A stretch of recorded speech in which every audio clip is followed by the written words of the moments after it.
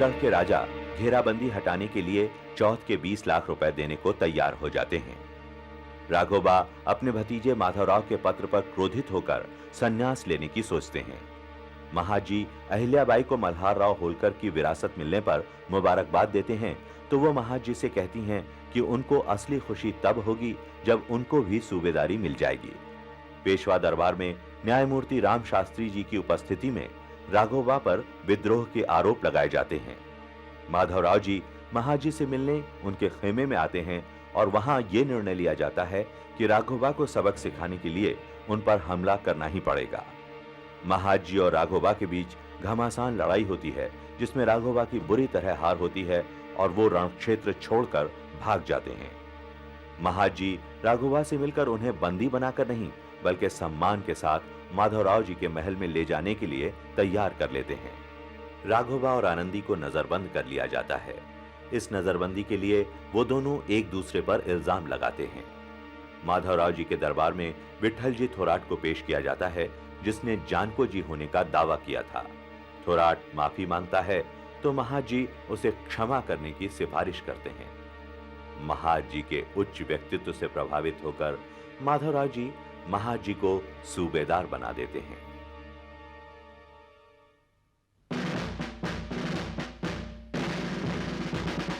Your excellency, कुछ राजा और जमींदार आपका इंतजार कर रहे हैं। उनकी कुछ कंप्लेंट्स हैं। Let them wait, they have no choice.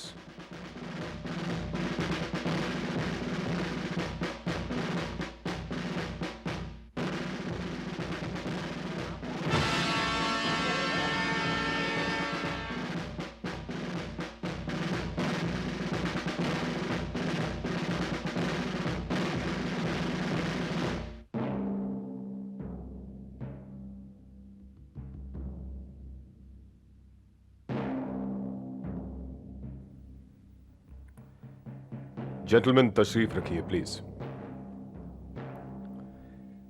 Mister secretary sir, आज का एजेंडा बताइए। आज के एजेंडे के मुताबिक योर एक्सीलेंसी महाजी सिंधिया के बारे में अपने कीमती ख्यालात का इजहार फरमाएंगे।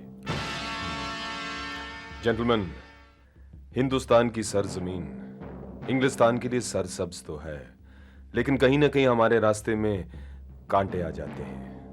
कुछ मामूली हैं, कुछ खतरनाक। इन खतरनाक कांटों को आसानी से हटाया नहीं जा सकता। उनको हटाने के लिए एक खास मंसूबा बनाना पड़ता है। मंसूबा नाकाम भी हो सकता है। आज तक हमारा कोई भी मंसूबा नाकाम नहीं हुआ। प्लासी में मीर जाफर ने और बक्सर में मुनीरुद्दीन जैसे हिंदुस्तानी गद्दारों ने हमारे लिए रास्ता साफ किया, लेकिन महाजी सिंधिया के लिए हमने एक दूसरा रास्ता इख्तियार किया था। उनके commander in chief Raghunath Rao के जरिए हमने उन्हें दबाने की कोशिश की थी। लेकिन महाजी सिंधिया को इतनी इंपॉर्टेंस क्यों दी जा रही है?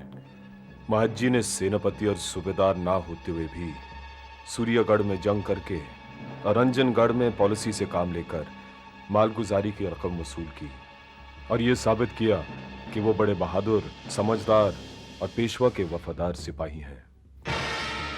पुणे सरकार उनसे बड़ी उम्मीदें रख सकती है।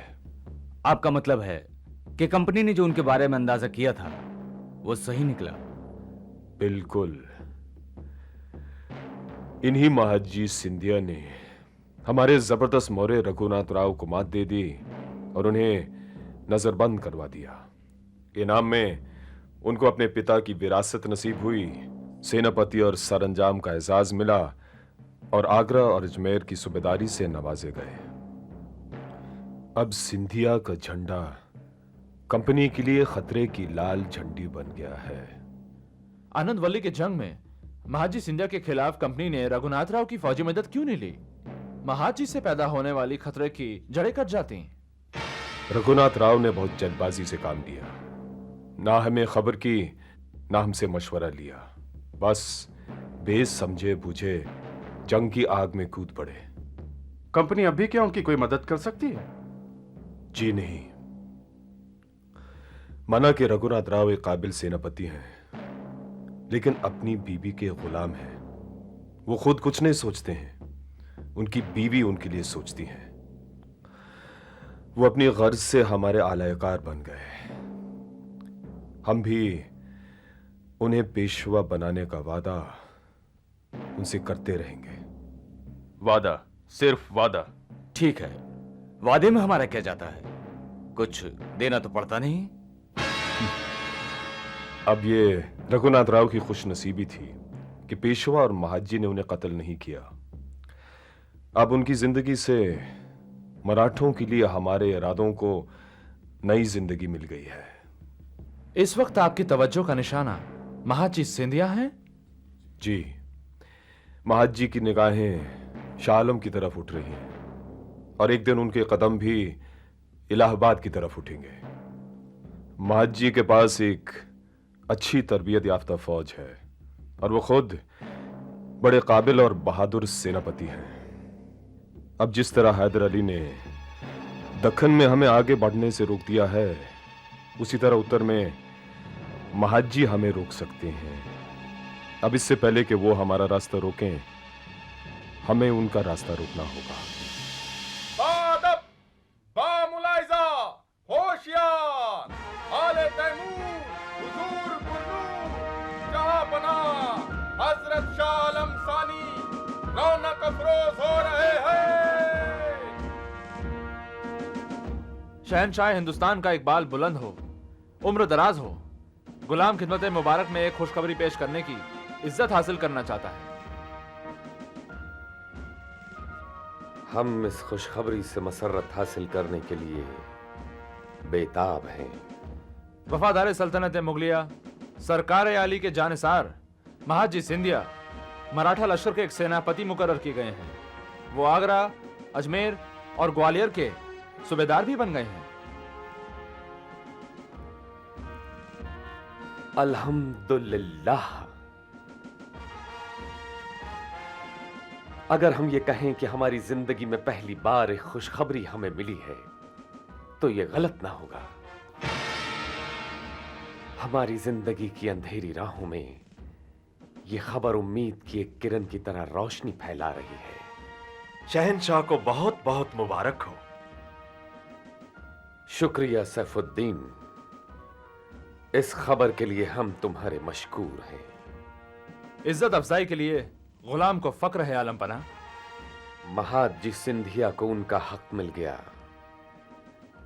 अब वो हमको हमारा हक दिलवाएंगे। जिले सुभानी, अगर इसे छोटा मुंह बड़ी बात ना समझे तो अर्ज करूं कि महाजी सिंधिया पर इतना एतबार करना रेत पर महल बनाने के बराबर होगा। नहीं मुनीरुद्दीन, नहीं। हमें यकीन है कि महाजी सिंधिया मुगल सल्तनत की गिरती हुई दीवारों को सहारा देंगे और हमारी हुकूमत की बुनियाद रखेंगे। खाकसार ने अपनी नमक ख्वारी का फर्ज अदा करते हुए बड़ी ईमानदारी से अपने शक को जाहिर कर दिया। आगे जिले सुभानी की मर्जी। महाजी सिंधिया को खुदा इतनी ताकत अता करें कि वो सारे हिंदुस्तान से अपना लोहा मनवा लें। आमीन सुम्मा आमीन। सैफुद्दीन जी आलम पना।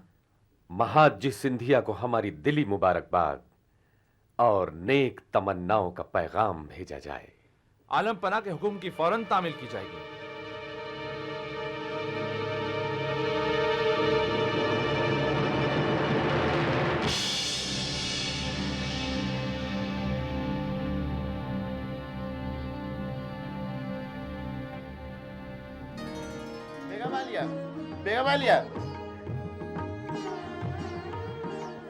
बेगम वालिया खुशखबरी लाई हूँ, अब मिठाई खिलाइए। क्या खुशखबरी है सनोवर, कहीं तुम्हारी मंगनी तो नहीं हो गई? अब क्या बताए शहजादी साहिबा, बंदी ने मंगनी की कोशिश तो बहुत की थी, लेकिन ना कोई लड़की राजी हुई ना कोई लड़का राजी। अब बेगम साहिबा जल्दी से मुंह मीठा करवाइए। हम तुम्हारा मुंह जरूर मीठा करवाएंगे और मुंह मांगा इनाम भी देंगे। अब सुनाओ खुशखबरी। महाजी सिंधिया सेनापति और सूबेदार बन गए। या अल्लाह, तेरा लाख लाख शुक्र है। खबर तो अच्छी है, लेकिन हमारे लिए कोई खुशखबरी नहीं। क्यों अम्मी हुजूर? वो हमारी कोई मदद नहीं करेंगे। क्यों नहीं करेंगे? उन्होंने वादा किया था कि जब हम कुछ करने के काबिल हो जाएंगे तो आपकी और जिले सुबानी की मदद जरूर करेंगे। मायूस ना होइए अम्मी हुजूर। उन्होंने जब ये वादा किया था तो बंदी ने उनकी आंखों में सच्चाई का नूर देखा। यकीन मानिए बेगम आलिया, वो जिले सुबानी को दिल्ली जरूर लाएंगे। भगवान तुम्हारी जबान मुबारक करे। ये लो अपना इनाम। तस्लीम। हम भगवान से उनकी कामयाबी की दुआ करेंगे।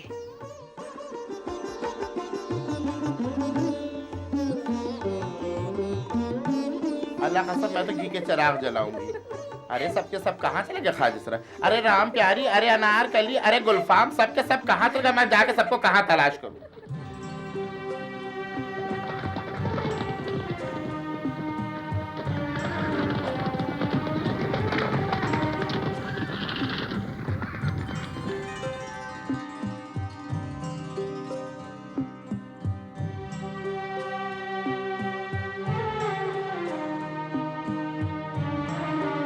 श्रीमन की जय हो। सेनापति महाजी सिंधिया और सरदार रानी का दर्शन के लिए आ रहे हैं। वो आ सकते हैं। जो आ गया।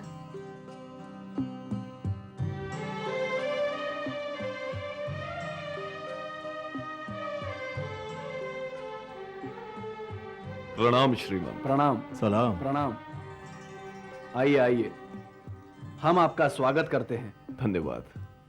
महात्मा, आप हमारे साथ आइए, हम आपको हमारी पत्नी रमाबाई से मिलवाएं। जो आज्ञा श्रीमंत। आइए। महाराज आप चलिए, मैं आपका यही इंतजार करता हूँ। हम आते हैं रानी खान जी।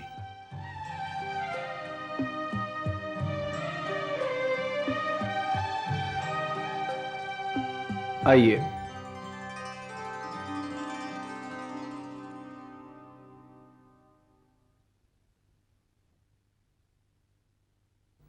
रमा, इनसे मिलो। ये हैं। जानती हूँ, उस दिन दरबार में देखा था जब इनकी सूबेदारी प्रदान हुई थी। इन्हें कौन नहीं जानता।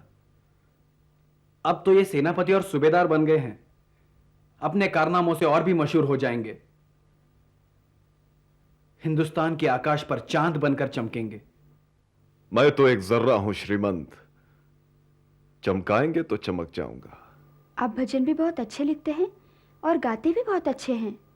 आपको कैसे पता? मुझे अहिल्याबाई ने बताया, और आपका वो भजन भी मुझे सिखाया जो वो अक्सर गाया करती हैं, प्रभु जी तुम ही नाथ हमारे। हाँ, ये भजन हमें भी बहुत पसंद है और रमा बहुत अच्छा गाती है। सुनाओ ना रमा। अभी? हाँ अभी। आप भी साथ गाइए। श्रीमत, मैं कुछ नहीं सुनना चाहता, मैं सिर्फ भजन सुनना चाहता हूं। ठीक है।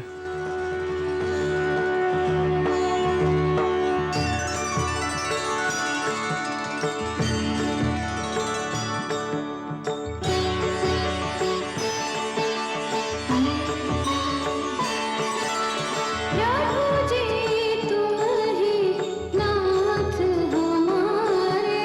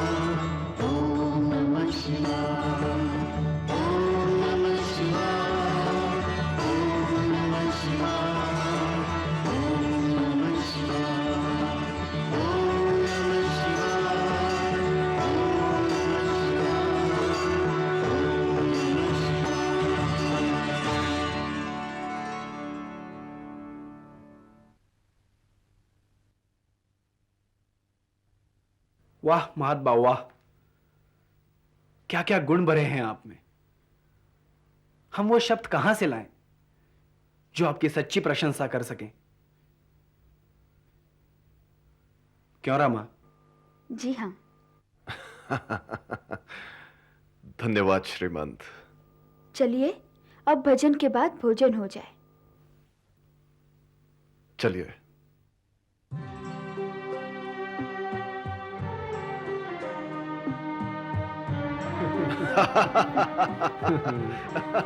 आइए आइए। ये है राणे खां, महात्मा के मुंह बोले भाई। नमस्कार। ये सब महाराज की मेहरबानी है जो मुझे इतना ऊंचा दर्जा दे दिया। मेरे कंधे से मशक उतार कर हाथ में तलवार थमा दी, मुझे राणे खान से 30 मार खां बना दिया। विराजिए। बैठो।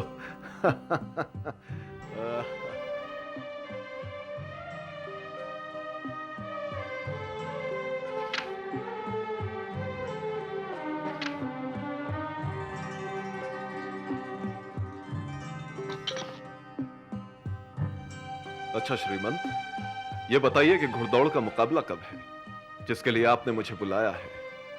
कल।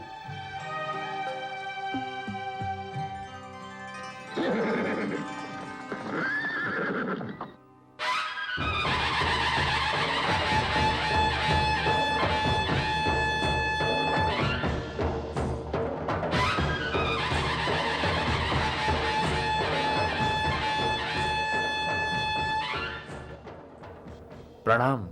प्रणाम। कैसे हो? ईश्वर की कृपा है। ये हमारे छोटे भाई हैं, नारायण राव। अच्छा। और ये मशहूर सेनापति महाजी सिंधिया। प्रणाम। प्रणाम। ये मेरा सौभाग्य है कि आपसे मेरा परिचय हुआ। ये तो आपका बड़प्पन है, वरना सौभाग्य तो मेरा है। आइए महात्मा, अपना घोड़ा चुनिए। जी नहीं श्रीमंत, पहले आप।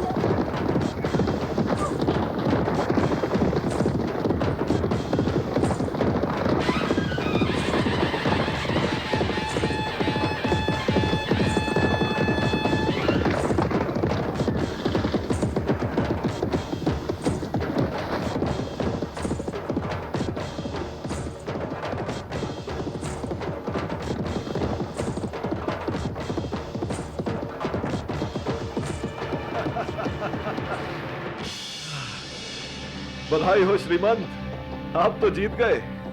बधाई तो आपको हो महात्मा, आप हमें जिताने में कामयाब हो गए। हमने देखा आप जीत सकते थे मगर नहीं जीते। क्यों? जी वो, आप हमारे पेशवा हैं। हाँ, पेशवा फारसी जबान में आगवानी करने वाले को कहते हैं। इसीलिए तो हमने आपको आगे रहने दिया श्रीमंत, और आप हमेशा आगे रहेंगे। मैं आपके पीछे रहूंगा। जो आपकी इच्छा।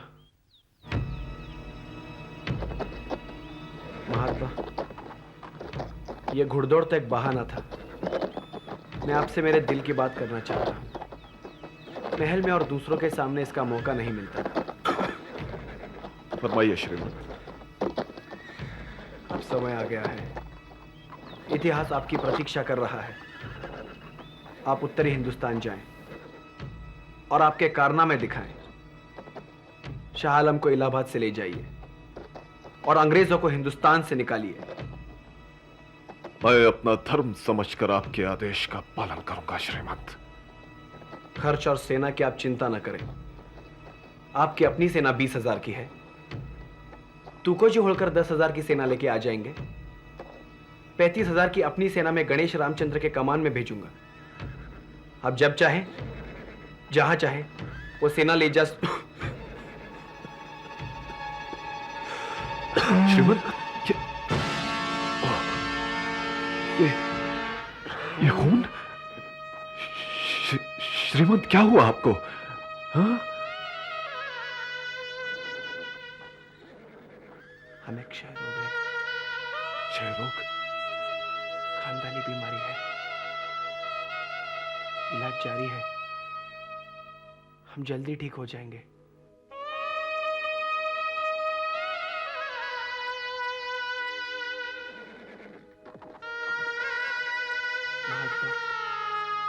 बहुत अच्छे इंसान है श्रीमंत।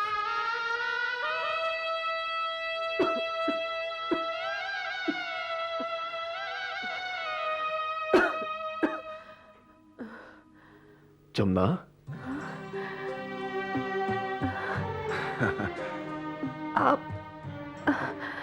आप आ गए पुणे से? कैसे हैं श्रीमंत माधुरा पेशवा? अच्छे हैं, मुझसे बहुत खुश हैं और मुझे इस बात की बेहद खुशी है। भगवान आपको हमेशा खुश रखे। भगवान ने आपको सभी खुशियां दे रखी हैं सिवाय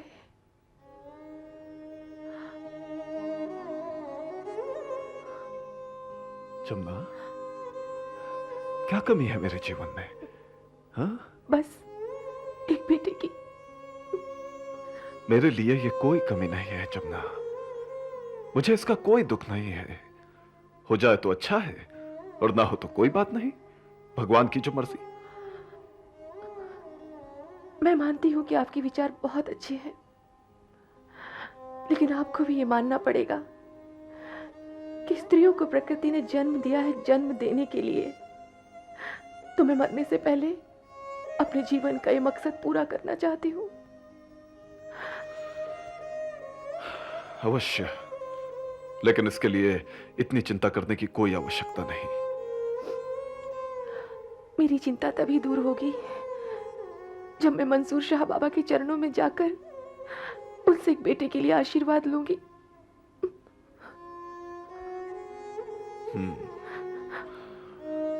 उनके आशीर्वाद से अगर तुम्हारी मांग का सिंदूर सलामत रह सकता है तो तुम्हारी गोद की दुनिया भी आबाद हो सकती है। हम मंसूर शाह बाबा के पास जरूर चलेंगे। हम अपनी जमुना को मां के रूप में जरूर देखेंगे।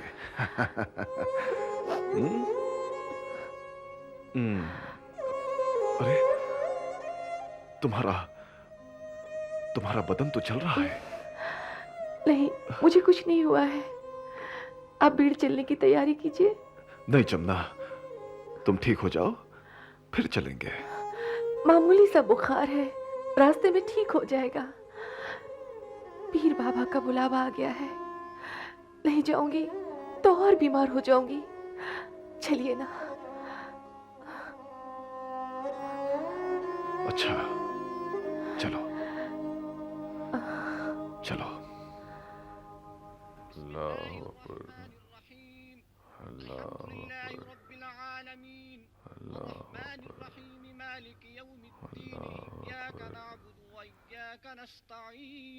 اهدنا الصراط المستقيم صراط الذين أنعمت عليهم غير المغضوب عليهم ولا الضالين. بسم الله الرحمن الرحيم. ياسين والقرآن الحكيم إنك لمن المرسلين على صراط مستقيم تنزيل العزيز الرحيم لتنذر قوما ما أنذر. प्रणाम बाबा। रज़ाए मौला बरहमा औला, उसकी मर्जी सबसे ऊंची। बैठ बेटा। प्रणाम बाबा। अस्सलाम वालेकुम। बाबा, आपकी दुआ और बरकत से इन्हें सूबेदारी मिल गई। सर पर ताज जिम्मेदारी का बोझ है। असल बादशाहत फूलों की नहीं, कांटों की सेज है। बाबा, आज मैं आपसे कुछ और मांगने आई हूं। हम जानते हैं बेटी, क्यों तेरा मन बुझा बुझा सा है। उस इच्छा के लिए, उस आरजू के लिए जिसका चिराग तेरे दिल में जल रहा है। पर बेटी, हर इच्छा एक मृग तृष्णा है। उसका वजूद है भी और नहीं भी। उसका पीछा करते करते कभी कभी तो जिंदगी बीत जाती है और कुछ हाथ नहीं आता। बाबा, ये बड़ी दूर से और एक अरसे से आपके चरण छूने आती है। वो यहां अपनी मांग का सिंदूर ढूंढने आती है और मैंने उसे हमेशा कहा है, बेटी, तेरी मांग का सिंदूर कभी नहीं मिटेगा। बस बाबा, मेरे लिए इससे बड़ा आशीर्वाद और कोई नहीं हो सकता। ये मेरा सौभाग्य होगा कि मेरा निधन इनसे पहले हो। जो होनी है बेटे, उसकी आरजू मत कर। समंदर की पाक और साफ लहर बन जा। वो न जाने कहां से आती है और कहां चली जाती है। बाबा, आपकी बातों से बड़ा ज्ञान मिलता है। आपको देखकर मन को बहुत शांति मिलती है। जी चाहता है यहां जल्दी जल्दी आए, बार बार आए। लेकिन दुनियादारी की जंजीरें तुम्हें आगे नहीं बढ़ने देती। क्यों? है ना बेटे, अगर ये जंजीरें ना हों तो दुनिया कैसे चले? दुनिया को चलाओ। दुनियादारी में कोई बुराई नहीं है, लेकिन दुनियादारी में सत्य की पगडंडियां भी हैं जो छुपी हुई हैं, नजर नहीं आती। उन्हें ढूंढो, उन पर चलो, फिर दुनिया तुम्हारे पीछे चलेगी, तुम्हारी पूजा करेगी। सत्य का रास्ता ढूंढने में आप जैसे रास्ता दिखाने वाले भी तो चाहिए बाबा। अपने मन की आंखें खोलो बेटे, अपने ज़मीर की आवाज़ सुनो। जिस तरह चांद सूरज से रोशनी लेता है, उसी तरह तुम्हारी आत्मा परमात्मा से प्रकाश लेगी। संसार तुम्हें अपनाए, लेकिन तुम संसार को मत अपनाओ। संसार के लिए वो करो जिसके लिए तुम्हें जन्म मिला है। वो क्या करना है, ये तुम्हारी आत्मा तुम्हें बताएगी और उसी रास्ते पर लेके जाएगी। जाओ बेटे, अपने कर्मों में अपने नसीब को ढूंढो और अपने नसीब का लिखा पूरा करो। जाओ, उठो बेटे, आराम से, आराम से बेटे। प्रणाम बाबा। प्रणाम बाबा। सलाम।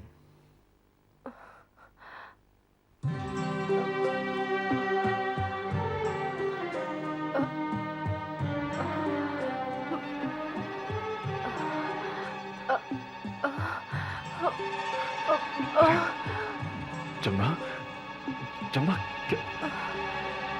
क्या हुआ? हाँ? तुम ठीक तो हो ना? आओ, आराम से, आओ, संभल के। हाँ, आराम से।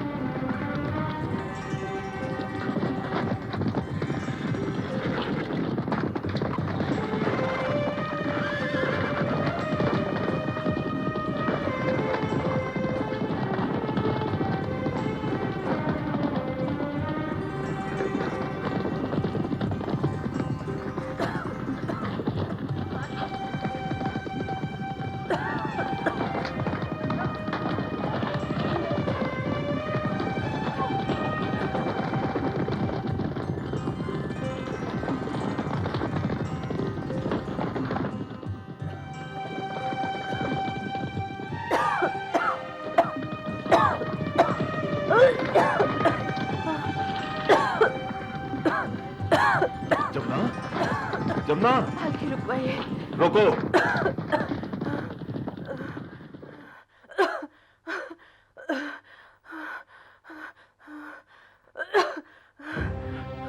क्या हुआ? मैं मर जाऊंगी। नहीं, ऐसा नहीं कहते, ऐसा नहीं कहते। इस बाल्की में मेरा जी घबराता है। अच्छा, मुझे घोड़े पे ले चलिए। चलो, हाँ, चलो, संभाल के, संभाल के। आओ, चलो। देखा, हाँ, बैठ जाओ। हाँ, सब ठीक हो जाएगा। आप भी चलिए।